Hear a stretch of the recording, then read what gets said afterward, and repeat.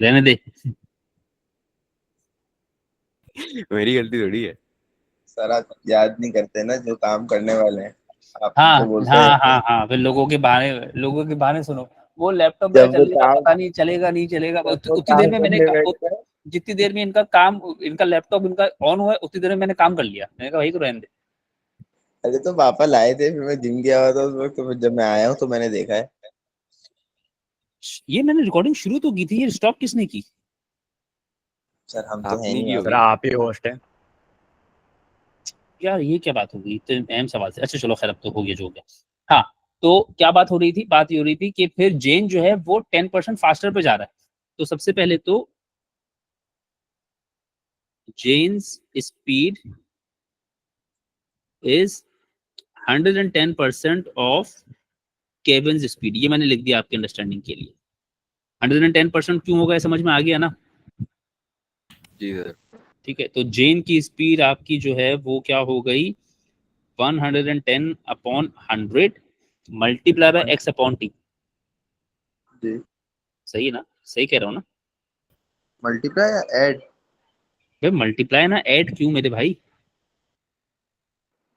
Sir अभी मैंने जब मल्टीप्लाई बोला आपने कहा पता नहीं होगा, आशीष ने जब ऐड का तो आपने ऐड करवा दी। वो 10% था। अच्छा अच्छा। तो 10% था ना, अजीब पागल आदमी। अरे सर अच्छा, आप माइंड अब ये जेन की स्पीड आ गई, जेन का डिस्टेंस सेम है, ठीक है। आपको जेन का क्या निकालना है? बता दो। टाइम। आपको जेन टाइम। का टाइम निकालना है, तो जेन का टाइम क्या हो जाएगा? फॉर्मूला बनाओ। स्पीड होता है डिस्टेंस अपॉन टाइम, तो टाइम होगा डिस्टेंस अपॉन स्पीड। डिस्टेंस तुमने एक्स ही लिया है ना? जी सर। जी। जी सर। और यहाँ क्या आएगा?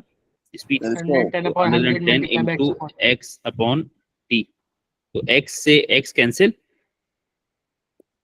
इस जीरो से ये वाला जीरो कैंसिल, तो फाइनल आंसर ये 10t ऊपर चला जाएगा 1.1।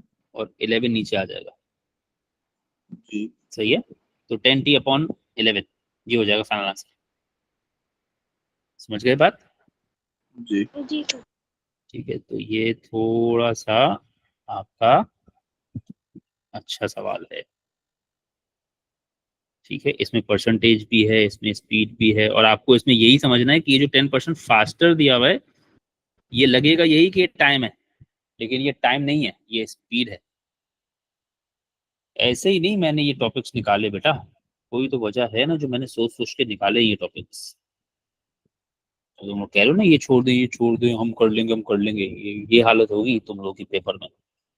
चलो, ये बच्चों वाले टॉपिक्स भी बाज़ औक़ात कभी कभी बहुत, और एक आध सवाल इन बिल्कुल बेसिक टॉपिक्स का एक आध सवाल आता है घुमा हुआ पेपर वन में, तो इनको देखना चाहिए। 5-5 10-10 साल करें इनके भी, ताकि आपको अंदाजा हो।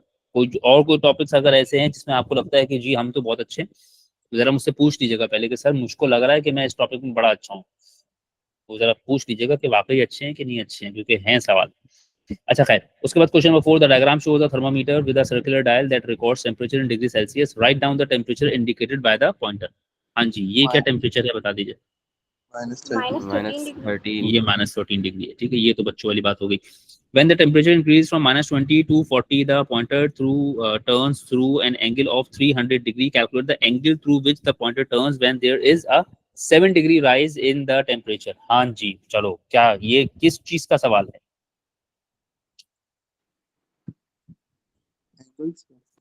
ये किस चीज का सवाल है? टॉपिक बता दो, ये ये क्या टॉपिक है? वेरिएशन। ये वेरिएशन है, बेसिकली ये प्रोपोर्शन का सवाल है। सही, यानी कि आप कितना डिग्री सेल्सियस का चेंज हुआ है, ये चेंज कितने डिग्री सेल्सियस का है? 20 चमाट 60 60 का चेंज है। 60 का चेंज कितना डिग्री रोटेशन कॉज कर रहा है? 300 सही है, और आपको कितने डिग्री सेल्सियस का एंगल बताना है? 7। 7। तो बेसिकली ये है क्या? बेसिकली ये कह रहा है 60 डिग्री सेल्सियस इज 300 डिग्रीज। तो 1 डिग्री सेल्सियस का मतलब हो गया 5 डिग्रीज, इज दैट राइट? जी। जी सर। इतना तो मान ही लोगे ना, अब इतना तो प्रोपोर्शन पढ़ा दिया। तो अब 7 डिग्री के लिए आप क्या करेंगे? 7 मल्टीप्लाई बाय 5 कर देंगे, तो आपको पता लग जाएगा कि 7 डिग्री सेल्सियस का मतलब है 35 डिग्री का रोटेशन आएगा। सही है मेरे भाई? सही है। जी सर। सर इस एक मार्क में वर्किंग जरूरी है या नहीं? यार मैं एहतियातन कहता हूँ कि अगर आपका डिस्टिंक्शन का प्रोग्राम है ना, तो खैर अब डिस्टिंक्शन के लिए तो बहुत लेट हो गए, लेकिन अगर डिस्टिंक्शन का प्रोग्राम है तो फिर आपको अपने पेपर में रीजनिंग मेंशन करनी होती है। तो उसकी फिर एक एहतियात ये भी है कि आप अपनी वर्किंग में थोड़ी बहुत कैलकुलेशन शो करें if you are willing to go for distinction, लेकिन उसके लिए मेहनत करनी पड़ती है, ओवरनाइट नहीं होता। आप सोचें कि यहाँ मैं गंदगी से काम करूंगा और उसके बाद जो है मैं जाकर कुछ कर दूंगा, तो ऐसा नहीं होता, बहुत मेहनत करनी। मैं भी बनाऊंगा एक फॉर्म, उसका बना रहा हूँ मैं कि कितने लोगों का डिस्टिंक्शन का प्रोग्राम है, फिर उनका एक अलग ग्रुप बनाऊंगा, फिर उनके जो है ना मैं सार उधेड़ के रख दूंगा। वो देखते हैं कौन कौन उसके लिए इनरोल करता है, पहले तो उसकी शराइत बड़ी सख्त है।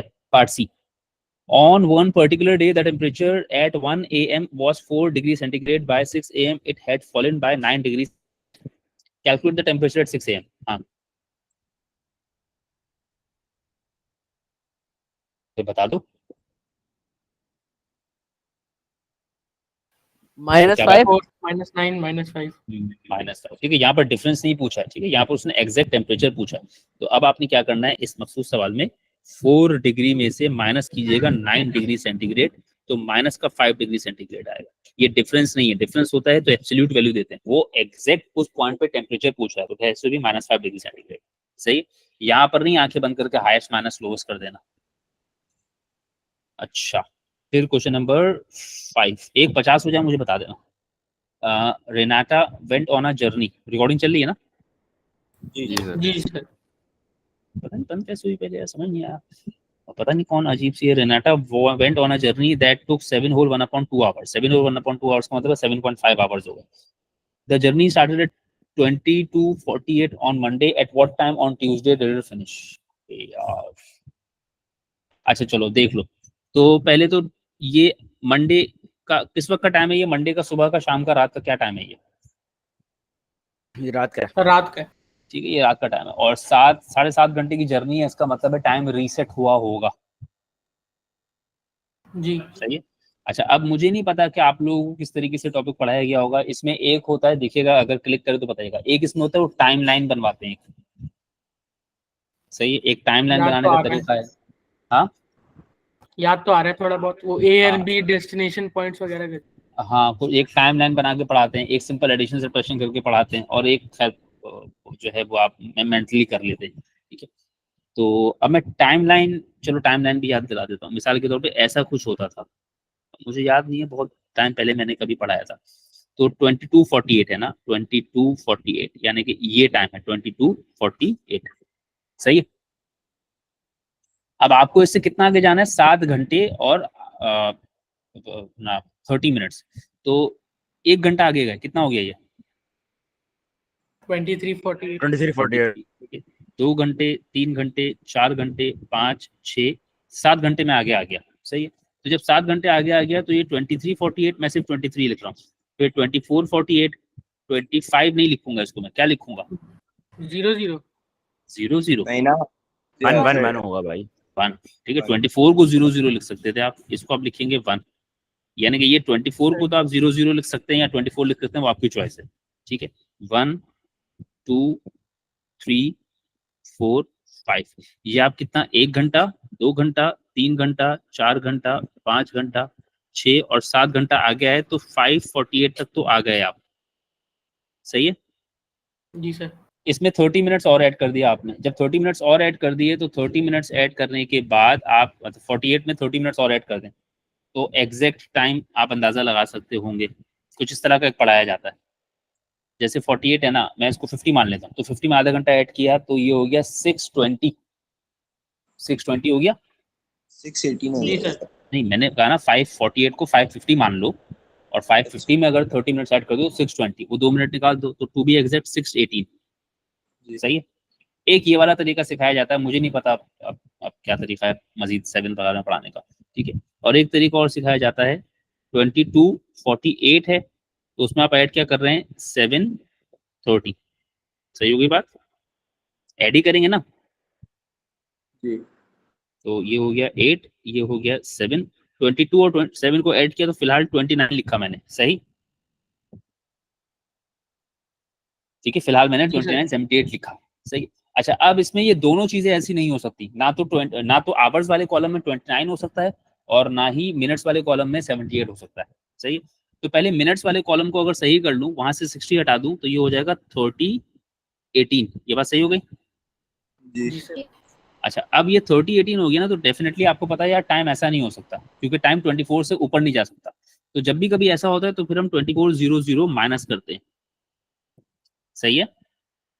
जी जब सर। भी टाइम 24 से ऊपर होता है तो हम माइनस करते हैं, ठीक है।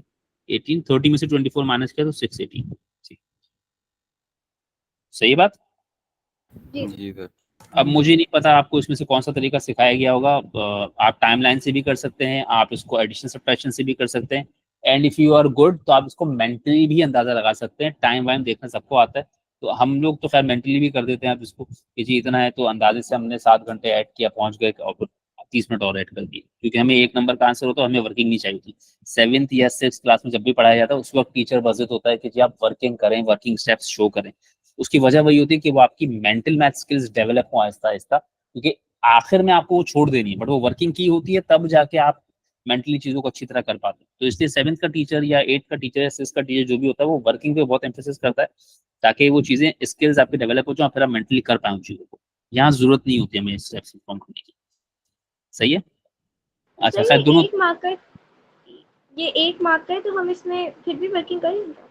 बेहतर है जनाब, करो। मैं मशवरा ये देता हूँ कि अगर आप अपने पेपर में वर्किंग शो करते हैं तो आपका काम ज्यादा अच्छा होता है ना, फिर चेकर को दिक्कत नहीं होती, ठीक है। उसमें चांस नहीं होता इस चीज का कि कहीं वो कुछ नहीं समझेगा, क्योंकि अगर उसको चेक करते हुए कुछ नहीं समझ में आई तो वो आपको मार्क्स थोड़ी देगा। स्कूल का पेपर स्कूल का टीचर थोड़ी है। स्कूल का टीचर तो ढूंढ ढांड के ले आता है ना आपकी वर्किंग, कि यार अच्छा ये है, ये है, अच्छा ये यहाँ शो किया, अच्छा वो 50वें पेज पे आपने इसका थोड़ा सा पार्ट किया। वो बेचारा स्कूल का गरीब टीचर तो वो भी ढूंढ के ले आता है। सीआई वाले को क्या है, उसको तो आप अगर आप स्कूल में फेल हुए तो सब लोग मुझे कहेंगे ना कि यार कितना बुरा पढ़ा है, जनाब फेल हो गई, ठीक है। सीआई वाले को क्या है उसको, तो स्कूल के टीचर की मजबूरी अलग होती है। वो तो बेचारा, उसका तो बस चले तो बच्चों के पेपर को सॉल्व करके पास करते हैं उसको, क्योंकि जजमेंटल हो जाता है ना स्कूल वाले कि जी आप बहुत बुरा पढ़ाते हैं, आपके बच्चे फेल हो गए। तो सीआई वाले को इससे फर्क नहीं पड़ता, वो तो बहाने ढूंढेगा। तो आप इसलिए कोशिश करें वर्किंग शो करने। अच्छा, फिर उसके बाद 5 का part B. In the first part of the journey Renata travelled 150 kilometre in 5 hours. She travelled at an average speed of 20 kilometre per hour for the rest of the journey. Calculate her average speed for the whole journey. अच्छा, अब average speed for the whole journey निकालने के लिए पूरी journey का time और पूरी journey का ट्रेवल्ड डिस्टेंस। हाँ बताओ। अब यानी कि एवरेज स्पीड निकालनी है तो मुझे total distance divide by total time चाहिए। तो टोटल डिस्टेंस, पूरी जर्नी उसने कितना डिस्टेंस है पूरी जर्नी का, और पूरा टाइम उसने कितना लिया पूरी जर्नी का। 30 किलोमीटर पर आवर होगा ना सर, क्या चीज? इसके एवरेज स्पीड जो होगी। हाँ, उसमें क्या होगा,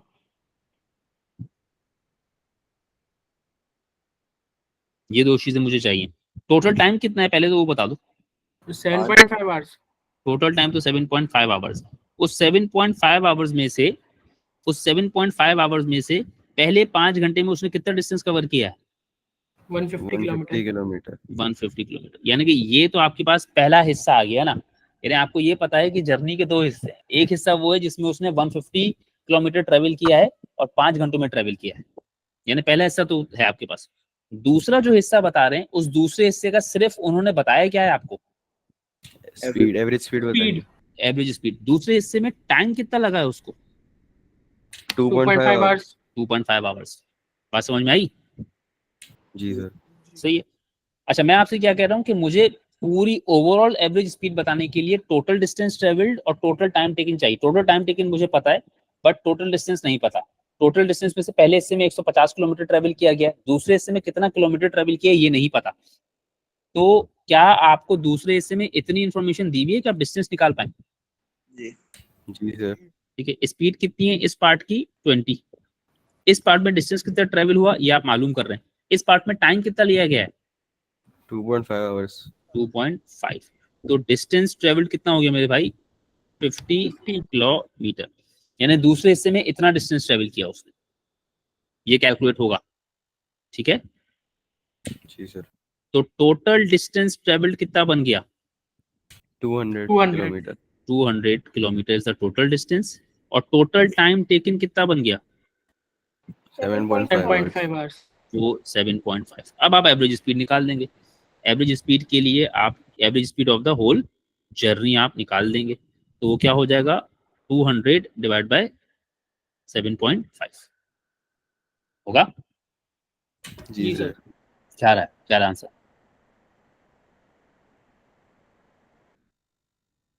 चलो आंसर बताओ, क्या बात?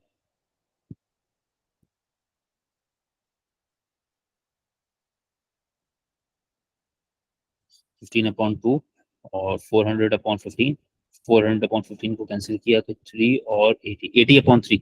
80/3 को 80 को 3 से डिवाइड कर दिया तो 25 26 26.66 26 पॉइंट। आएगा। जी सर जी। मेरा तो 26.66 आया भाई। वो फिर सही है आपने सर। सर नहीं कर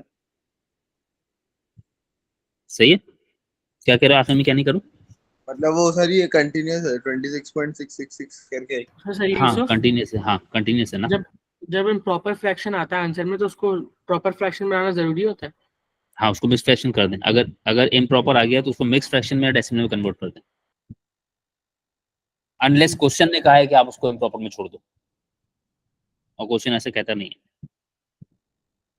ठीक सही है। है। हाँ ये है, ये है, ये है, ये है। यानी ये सवाल जो है मेरे बेहतरीन स्टूडेंट्स को भी मसला कर रहा था लास्ट ईयर, करता है ये बहुत सारे लोगों को मसला। चलो भाई बताओ जरा, करवाओ ये सवाल। यानी ऐसे स्टूडेंट्स जो आखिर में मुझसे मुकाबला करने लग गए थे कि ये ऐसे नहीं ऐसे होगा, इस सवाल में वो भी अटक रहे थे। बहुत सारे स्टूडेंट्स ऐसे भी होते हैं माशाल्लाह, मेहनत करते हैं और मेहनत करके बहुत तेजी से क्वेश्चंस को क्रैक करना शुरू कर देते हैं। अब मैं नाम किसी का नहीं ले रहा, लेकिन ऐसे भी थे कि हम सवाल ही पढ़ रहे हैं, वो समझ लिया करते थे सवाल, लेकिन इस सवाल में आके वो भी फंस जाते थे। पता नहीं क्या मुश्किल है सवाल है। चलो चलो कराओ कराओ।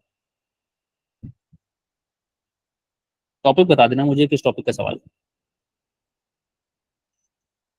5 पे दूंगा जिसने बता दिया।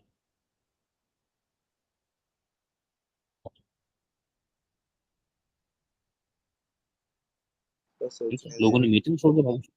हाँ सोचो भाई, मैं कब मना कर रहा हूँ सोचने को।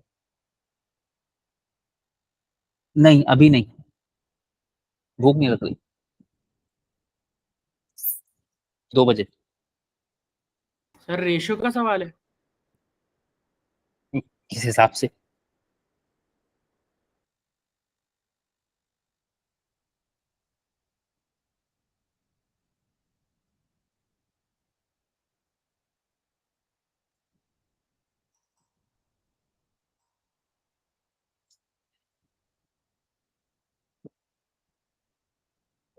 अरे क्या हो गया, किसी के पास दिमाग नहीं है इतना यार? सर सोच रहे हैं। सर मेरे ख्याल में हम पहले इन तीनों का जो है वो नहीं नहीं कॉमन नहीं नहीं नहीं मल्टीपल। नहीं नहीं नहीं जनाब, तुम ये नहीं बताओ मुझे अभी, आंसर नहीं पता, अच्छा सिर्फ मुझे टॉपिक बताओ कौन सा है। हाँ सही कह रही है वैसे तुम, सिर्फ टॉपिक का नाम बता दो।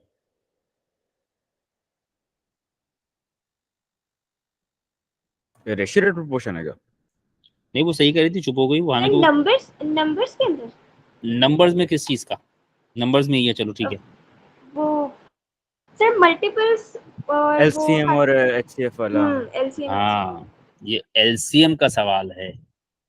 सही है, ये एलसीएम का सवाल है। ये कोशिश किया करें जब पेपर करें, पास पेपर करें, एयरली पेपर करें, कुछ भी करें, आइडेंटिफाई कर लें कि ये किस टॉपिक का एग्जैक्टली क्या सवाल है। यानी अब नंबर्स कह दिया, नंबर्स तो बहुत बड़ी चीज है। जैसे ट्रिग्नोमेट्री आपने कहा, तो ट्रिग्नोमेट्री कह दिया तो आपने तो जान छोड़ा ली अपनी। ट्रिग्नोमेट्री में क्या, वो एक मखसूस चीज आपने आइडेंटिफाई करनी होती है, ये मेहनत करें। ठीक है, ये करना शुरू कर लिया तो बहुत आसान हो जाएगा। अच्छा अब देखो हो क्या रहा है। ठीक है, 3 बसेज है ना, एक है जो रूट ए पे चल रही है, एक है जो रूट बी पे चल रही है, और एक है जो रूट सी पे चल रही है। ये सिर्फ समझाने के लिए कर रहा हूँ, ये करना मत। हाँ इसके अगर क्या हम वो, रेशियोज बना A:5, B:6 और C:9, उसके बाद हम्म, हम ऐसे लिख दें कि जैसे ए जो है वो एवरी 5 मिनट है, तो उसको जो है हम्म, हम ऐसे लिखते हैं, मतलब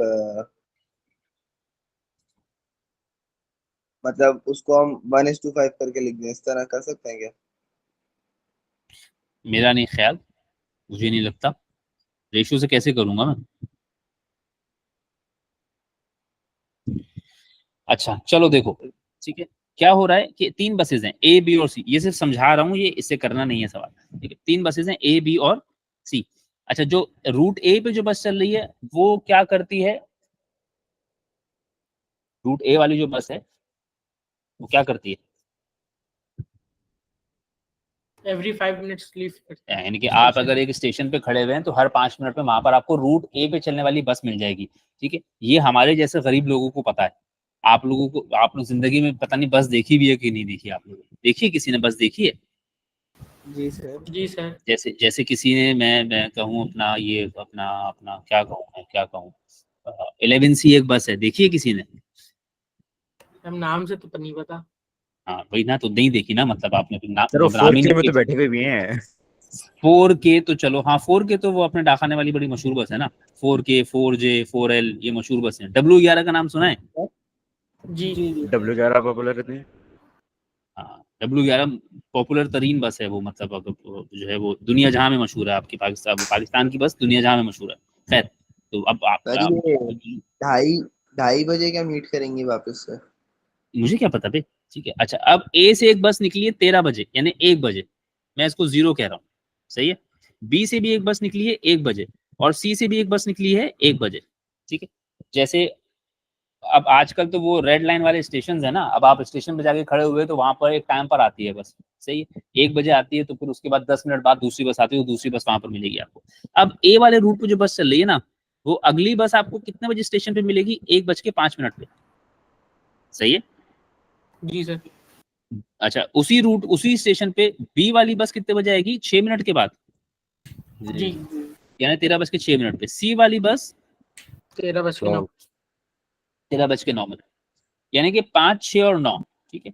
यानी कि ए का जो चीज चल रही है that's a multiple of 5, is that right? जी और बी पे जो बस आ रही है दैट्स अ मल्टीपल ऑफ 6। जी LCM ले लें? और वो हो चुका ना, बता चुकी ना वो। और सी पे जो बस आ रही है दैट्स अ मल्टीपल ऑफ 9। अब आपने मुझे बताना है कौन से टाइम पे ये सेम आएंगे, यानी एक ऐसा नंबर बताना जो 5, 6 और 9 तीनों के टेबल में अपेयर होता हो। समझे बात? जी सर। ठीक है, तो वो नंबर क्या होगा वो आपने बताना है, ठीक है। अब उसके लिए आप क्या करेंगे? एलसीएम लेंगे 5, 6 और 9 का। तो बेसिकली ये जो मैंने किया है, ये मैंने समझाने के लिए किया है। ये टेबल पूरा बनाने मत बैठ जाना, यानी इसी को अगर मैं फर्दर ऑनवर्ड चलाता रहूंगा ना, तो मुझे वो टाइम नजर आ जाएगा जो सेम होगा, लेकिन वो एक साथ नीचे एक लाइन में नजर नहीं आएगा। बात समझे? बात तो समझे क्या नहीं इसको समझे? यानी अगर मैं जी सिर्फ सर। ए और बी चलाऊं, 10, 15, 20, 25, 30, ये मैंने अभी ए वाला बस चलाया। फिर ये 12, 18 और 24 और 30, यानी 1:30 पे स्टेशन पे आपको कौन सी 2 बसें साथ मिलेंगी? ए और बी। ए और बी, ठीक है। लेकिन सी नहीं मिलेगी, सी अलग ही तरह से चल रही है, ठीक है। सी जिस वक्त मिल रही है उस वक्त आपको वो नहीं मिल रही, अपना क्या कहते हैं, बी ए नहीं और मिल रही। बी। हाँ, मतलब वो नहीं मिल रही, ठीक है। तो वो आपको कॉमन मल्टीपल चाहिए, तो वो कॉमन मल्टीपल निकालने के लिए आप क्या करेंगे? कॉमन मल्टीपल निकालने के लिए अब कर रहा हूँ मैं एक्चुअल काम जो रिक्वायर्ड है। आप 5, 6 और 9 का कॉमन मल्टीपल निकाल लें, तो वो आप ऐसे निकालते हैं 5, 6 और 9 को कॉमन मल्टीपल। ये बात सही है? जी सर। वो मेरे ख्याल में 90 आएगा वैसे, फिर भी चलो निकाल देता। 3 से किया तो 5, 1 और 3, फिर 3 से किया तो 5, 1 और 1, और फिर 5 से किया आखिर में, तो 2 3 जा 6, 6 3 जा 18, 18 5 जा 19। 90 मिनट के बाद ऐसा होगा जब आपकी तीनों की तीनों बसें रूट स्टेशन पे वापस आपको अपेयर होंगी सेम टाइम पे। ये बात सही है? जी सर। तो उसने पूछा है कि what is the next time when buses following all 3 routes leave the bus station together. तो पहले कब हुआ था वो? 13 बजे, और फिर 90 मिनट के बाद हुआ, तो 90 मिनट के बाद, 14:30। ठीक है, टाइम क्या है? 14:30। तो आप करोगे क्या? आप 13 में ऐड करोगे 90 मिनट्स कह लो या 1 आवर 15 मिनट्स कह लो, 1 आवर 30 मिनट्स कह लो, वो जो भी आपको आसान लगे, 1 आवर 30 ही कर देते हैं। 90 मिनट्स का मतलब 1 आवर 30 मिनट्स होता है ना। जी सही है, तो ये आपका टाइम। कैसा लग रहा है ये तो? हाँ बेटा। सर आपने एलसीएम निकालने का कौन सा तरीका बताया था फिलहाल? एलसीएम वो जब हम प्राइम फैक्टर्स बनाते हैं, जब हम नंबर के प्राइम फैक्टर्स बनाते हैं। यहाँ तो हम 3 का कॉमन मल्टीपल निकाल लेना, ठीक है। तो ये है एक भाई 50 टॉप। हाँ दोबारा पूछो। कह रहा हूँ 150 हो गया आपका, फिर 150 से बता रहे हाँ सही है। चलो चलो, अब ये टॉपिक है आपके सामने टाइम। अब आपको खुद अंदाजा होना चाहिए कि कैसा है कैसा नहीं है।